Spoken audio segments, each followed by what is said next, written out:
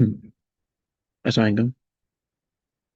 अच्छा, आज के सेशन में हम लोग कंटिन्यूशन करेंगे सीरीज की, और आज के सेशन में हम करेंगे क्वेश्चन नंबर 3। ठीक है। तो सबसे पहले तो आप इस क्वेश्चन की स्क्रीनशॉट ले लें अपने पास। ठीक है, जो आपके पास अभी स्क्रीन पे ओपन है। इसमें हम कुछ और नया सीखेंगे इसके बाद। फिर इसी तरह क्वेश्चन अभी करते जाएंगे जब तक हमारा सारे कंसेप्ट इसमें कवर नहीं हो जाते। हम हर क्वेश्चन में एक नई चीज़ कवर कर रहे होते हैं। ठीक है। तो अगर आपने पिछली वीडियोस नहीं देखी तो आप पहले पिछले लेक्चर्स देख सकते हैं, उसमें बिल्कुल बेसिक से हमने स्टार्ट किया था। ठीक है। तो अब जो चीज़ें रिपीट होंगी उसमें मैं थोड़ा सा तेज चलूंगा, क्योंकि हम लोग वो ऑलरेडी पिछली 2-3 वीडियोस में कवर कर चुके हैं। ठीक है। तो स्टार्ट करते हैं क्वेश्चन नंबर 3। इसकी स्क्रीनशॉट लेके आप ओपन कर लें, क्योंकि ये मैं क्लोज कर दूंगा अभी आपके सामने से। तो क्वेश्चन आपके सामने होना चाहिए जब मैं सोल्यूशन इसका सॉल्व कर रहा हूँ। तो okay, a company acquired an item of plant under lease on 1st April 2017। ठीक है, 2007 से सही है। 2007 को कंपनी ने लीज पे एक प्लांट लिया। ठीक है। और the present value of minimum lease payment was 15.6 million. ठीक है। प्रेजेंट वैल्यू कितनी थी? 15.6 मिलियन थी। Present value of minimum lease payment का क्या मतलब है? जो आपको पता है कि हम जब भी कोई कंपनी अगर एक ले रही है लीज पे कुछ, तो वो पहले दिन आके सबसे पहले वो क्या एंट्री करती है? डेबिट ROU करती है। ठीक है। और क्रेडिट करती है FLO, फाइनेंशियल लीज ऑब्लिगेशन आपकी। ठीक है। तो ये तो आप पहले दिन ये एंट्री बना लोगे। सही है। उसके बाद जो क्रेडिट साइड होती है उसका पता है आपको, लीज अमोर्टाइजेशन शेड्यूल बनाना होता है। और जो RUA होता है उसकी डेप्रिसिएशन वगैरह निकालनी होती है। ठीक है। तो अगर हम इसकी रिक्वायरमेंट पढ़ें क्वेश्चन की, तो क्वेश्चन की रिक्वायरमेंट है what amount will appear under current liabilities in respect of lease in SOFP on 31 मार्च 2008। सही है। अच्छा, इसका मतलब है कि अगर हमें करंट लायबिलिटीज निकालनी है तो फिर हमें debit side of the entry solve करने की जरूरत नहीं है, जो कि ROU है, डेप्रिसिएशन वगैरह निकालने की जरूरत नहीं है, क्योंकि उसने आपसे करंट लायबिलिटीज पूछी है, राइट। तो करंट लायबिलिटीज आप सिर्फ अगर लीज अमोर्टाइजेशन शेड्यूल बना लें तो उसमें से आपका आप इजीली करंट लायबिलिटीज निकाल सकते हैं। ठीक है। ओके। सो स्टार्ट करते हैं इस क्वेश्चन को। मेरे पास। ठीक है। तो सबसे पहले तो आपको पता है कि जो फर्स्ट डे आपकी एंट्री बन जाएगी जिस दिन 1 अप्रैल 2007 को, जब उन्होंने कंपनी ने परचेज किया लीज पे एसेट, तो उस दिन एंट्री जो बनती है वो बनती है RUA, डेबिट हो जाएगा। ठीक है। 15.6 मिलियन से। और क्रेडिट हो जाएगा आपका FLO 15.6 मिलियन से। ठीक है, इसमें कोई नई बात नहीं है, ये हम पिछले क्वेश्चन में भी करते हुए आए हैं। ठीक है। FLO क्रेडिट हो गया।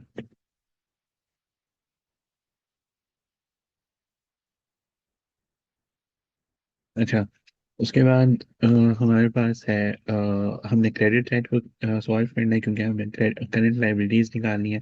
तो क्रेडिट साइड को सॉल्व करने के लिए हम लीज अमोर्टाइजेशन शेड्यूल बनाते हैं, जिसका ये वाला फॉर्मेट होता है। ठीक है।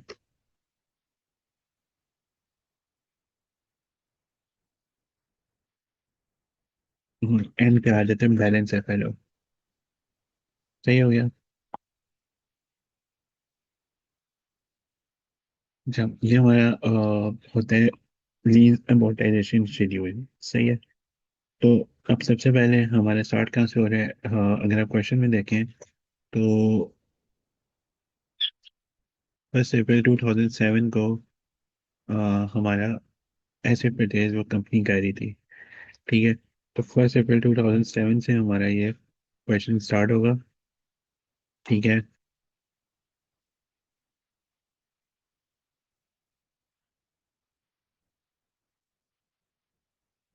1 अप्रैल 2007 से ये वाला क्वेश्चन स्टार्ट होगा। तो यहाँ पे लिखते हैं 1 अप्रैल 2007।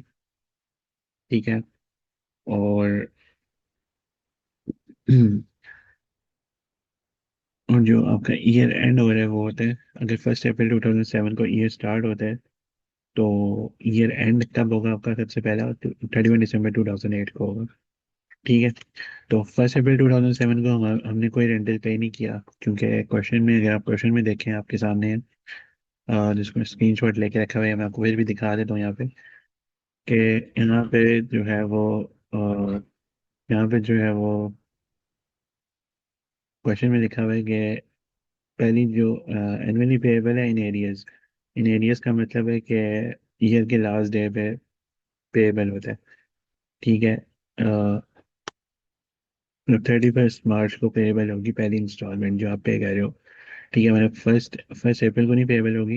इन एरियज का मतलब कि ईयर के लास्ट दिन पे, मतलब 31 मार्च को पेएबल होगी। सही है।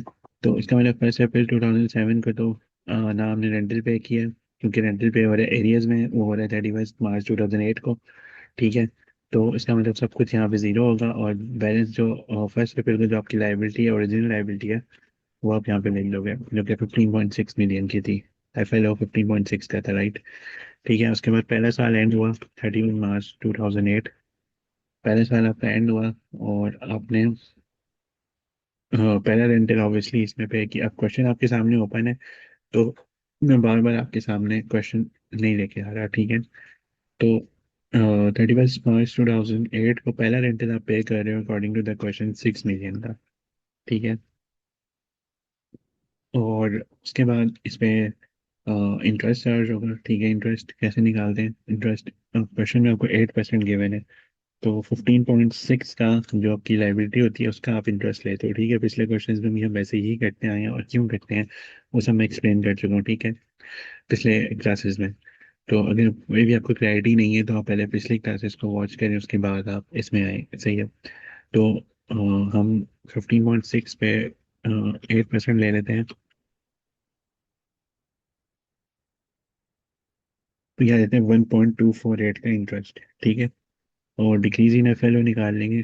डिक्रीज इन FLO कैसे निकलता है? 6 - 1.248 करेंगे तो आपके पास आ जाएगा 4.752। ठीक है। अच्छा, अगर कैलकुलेशन में कभी कोई मिस्टेक हो जाती है तो आपने, अब मतलब क्योंकि मैं खुद सॉल्व कर रहा हूँ, भी मेरे सामने कोई है नहीं, तो ऑब्वियसली मिस्टेक हो सकती है। तो आपने सबसे ये करना है कि जो स्टेप्स होते हैं हमने एग्जैक्टली वही फॉलो करना है, तो आप वो खुद भी कैलकुलेशन एरर को ठीक कर सकते हैं। ठीक है। बेसिक जो चीज़ है, वो जो अंडरस्टैंड आप करें, वो है कंसेप्ट।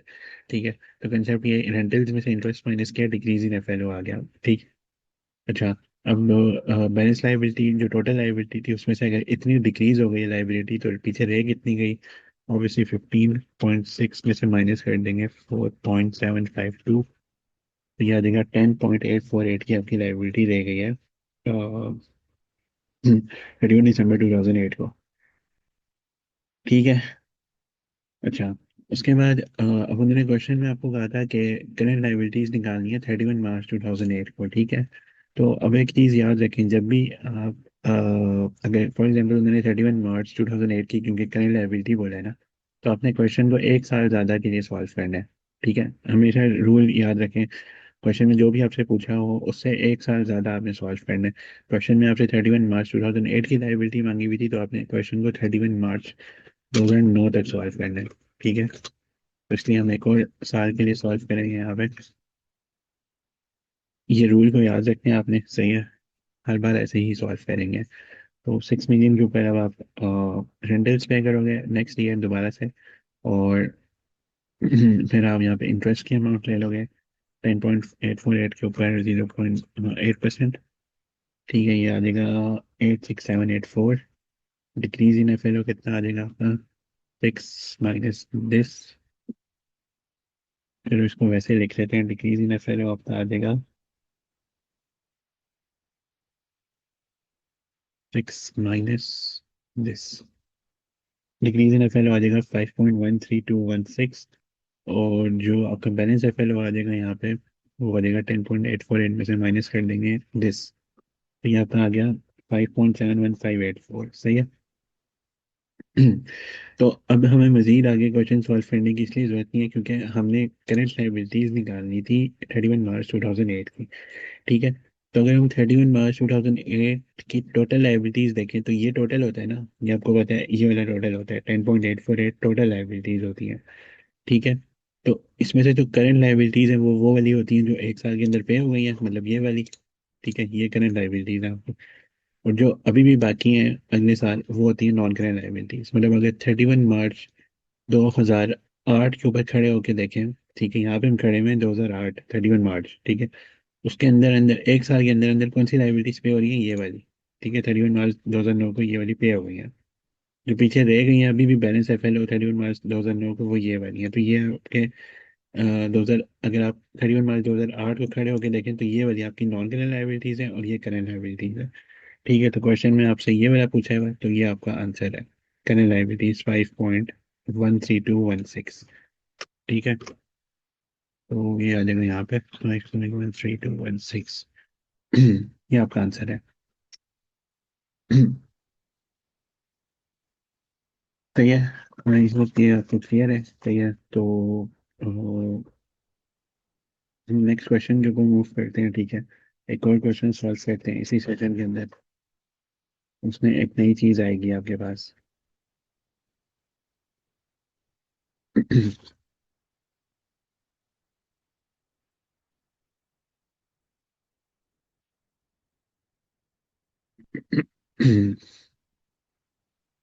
अच्छा, अब उस क्वेश्चन पे जाने से पहले आपको एक चीज समझाना जरूरी है। ठीक है, क्वेश्चन नंबर 4 में जाने से पहले एक चीज आपको समझाना जरूरी है। और वो चीज ये है कि फॉर एग्जांपल आपके पास, मैं आपको एक मिनट समझाता हूँ।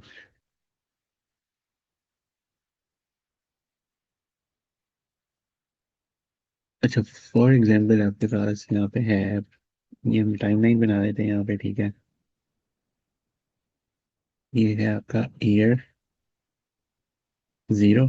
ठीक है, उसके बाद आपका फॉर एग्जाम्पल ईयर 1 है ये। तो ये ईयर 2 है आपका। यहाँ पे ईयर 3 है और ये ईयर 4 है। ठीक है, अब अगर आपको क्वेश्चन में गिवन है कि डाउन पेमेंट हो रही है, ठीक है, डाउन पेमेंट का क्या मतलब होता है कि जिस दिन आपने फॉर एग्जाम्पल आपने लीज पे एक प्लाट लिया है, ठीक है, और वो अगर कहते हैं कि आपने लीज पे प्लाट लिया फॉर एग्जाम्पल 1 जनवरी को, 1 जनवरी x6 को, ठीक है, और उसी दिन खड़े खड़े आपने कोई पेमेंट कर दिया। ठीक है, उसी दिन डाउन पेमेंट कर दिया। 1 जनवरी x6 को आपने एक प्लाट लिया लीज पे, ठीक है, और उसी दिन खड़े खड़े 1 जनवरी को ही एक डाउन पेमेंट कर दिया। ठीक है, तो उसी दिन जो हम पेमेंट करते हैं, एक तो वो ईयर 0 होता है, ठीक है, और उसी दिन अगर हमने कोई पेमेंट की है तो उसको हम डाउन पेमेंट कहते हैं। ठीक है, यहाँ पे अगर कोई पेमेंट हो रही है उसी दिन 1 जनवरी को, 1 जनवरी 2006 को, तो उसको हम क्या कहते हैं?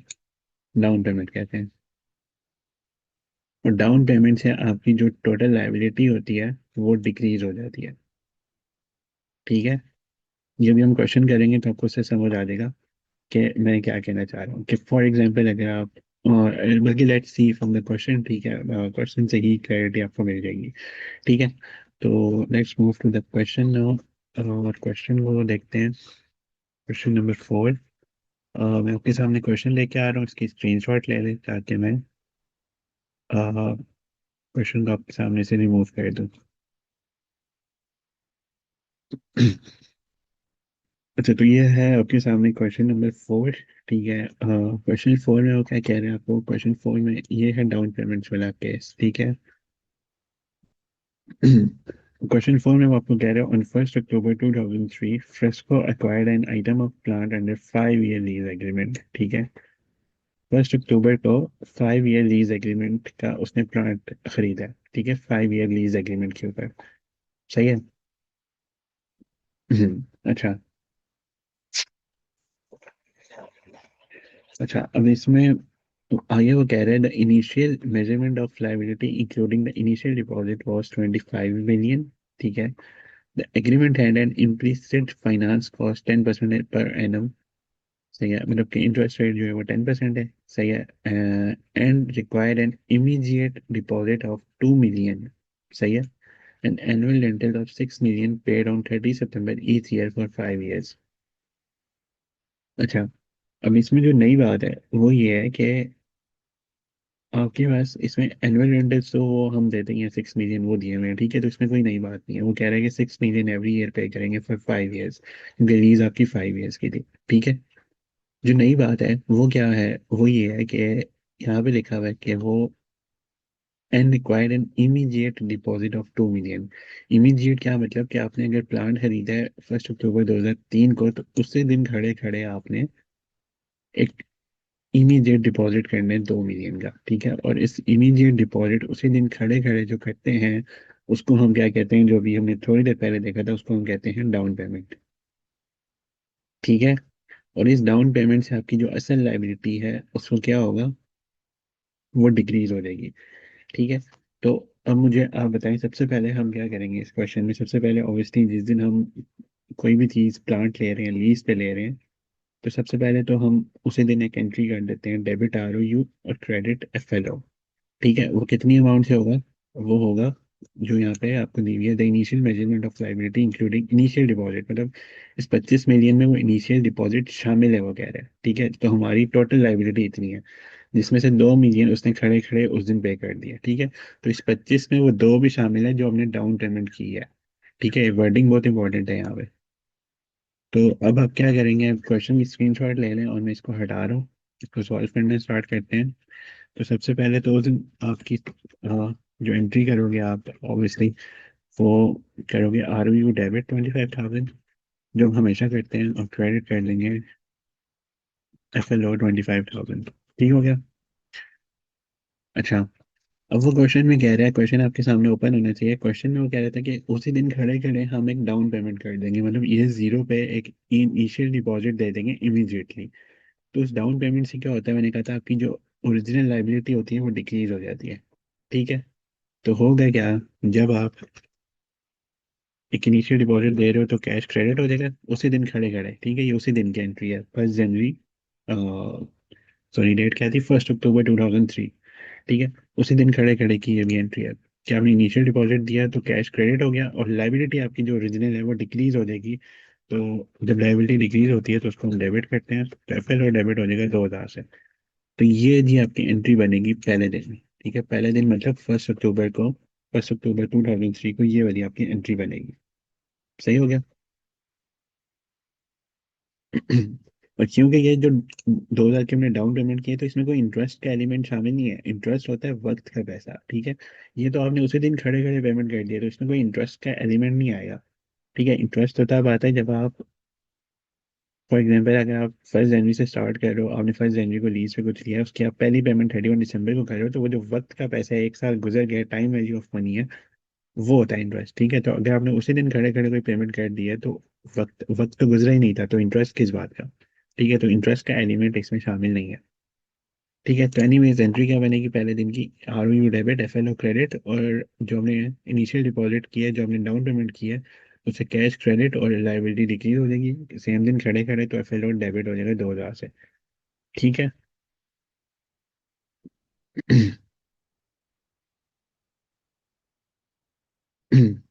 अच्छा, क्वेश्चन की रिक्वायरमेंट पढ़ लेते हैं। क्वेश्चन की रिक्वायरमेंट हमने पढ़ी नहीं थी। क्वेश्चन की रिक्वायरमेंट क्या थी, What will be the interest charged in respect of lease of profit and loss for 30 September 2005? वो पूछ रहा है इंटरेस्ट कितना है 30 सितंबर 2005 का, ठीक है जी।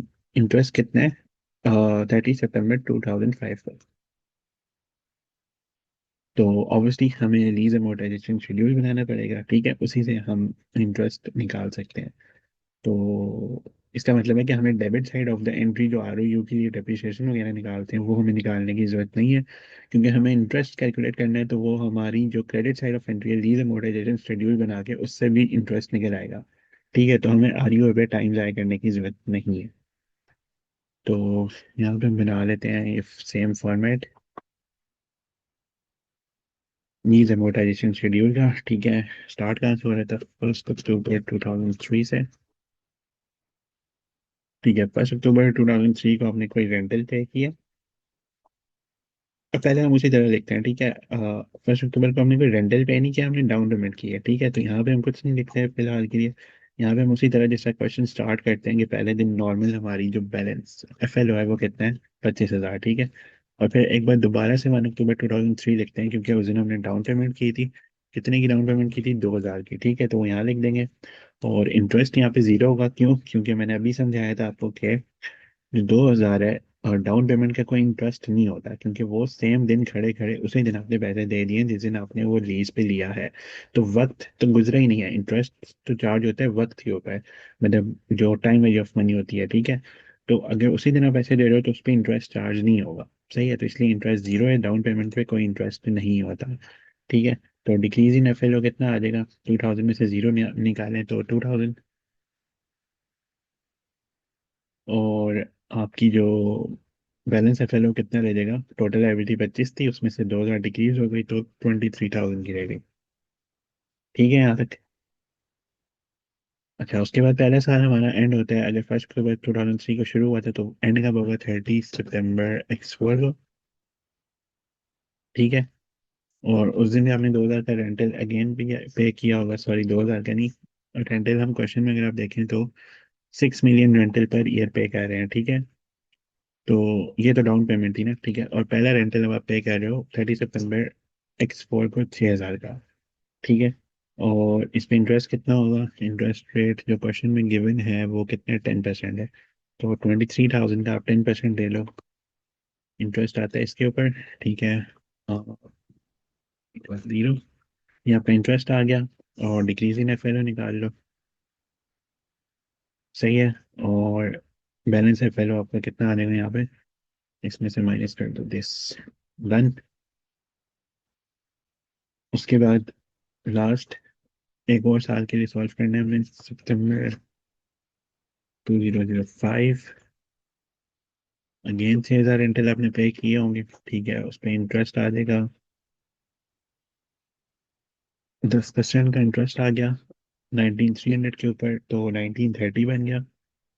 और आपका डिक्रीज इन एफ कितना आ जाएगा, माइनस दिस 4070 आपका डिक्रीज इन एफ आ गया। और आपकी लाइबिलिटी कितनी रह गई यहाँ पे, बैलेंस 30 सितंबर को कितनी लाइबिलिटी रह गई आपकी, 19,300 थी। ठीक है, उसमें से माइनस कर दिया हमने 4070, 15230 की आपकी लाइबिलिटी रह गई, ठीक है। अच्छा, अगर आप क्वेश्चन में देखें तो उसने कहा था इंटरेस्ट बताने आपने 30 सितंबर पर, ठीक है। तो अगर आप देखें तो 30 सितंबर का इंटरेस्ट कितना है, 1930 हम निकाल चुके हैं। तो हमें एक और उसके लिए सॉल्व करने की जरूरत नहीं है, अगर कर भी लें तो कोई मसला नहीं है, ठीक है। अक्सर ये होता है कि अगर करंट लायबिलिटी और नॉन करंट पूछिए तो फिर हम एक साल एक्स्ट्रा सॉल्व करते हैं, जिस तरह ऊपर वाले क्वेश्चन में किया था। अगर इंटरेस्ट पूछा है तो वो तो उसी साल निकल आता है, तो उसके लिए आपको सॉल्व करने की जरूरत नहीं है एक साल ज्यादा। ठीक है। तो ये आपका आ गया आंसर, 1930।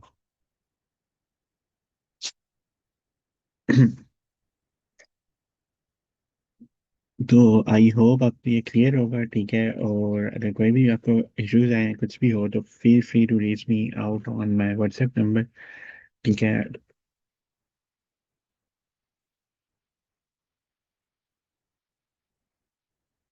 और अगर कोई भी इसमें इशू हो, इसका मतलब है कि आपने प्रीवियस लेक्चर सही तरह नहीं देखे, तो प्रीवियस लेक्चर्स जाके दोबारा से देखें और फिर इस पे आए। ठीक है, क्योंकि मैंने थोड़ा तेज से सॉल्व किया, लेकिन पिछले लेक्चर्स में मैंने हर चीज़ बहुत डिटेल से एक्सप्लेन किया, लीज अमोर्टाइजेशन शेड्यूल वगैरह और सब कुछ। ठीक है।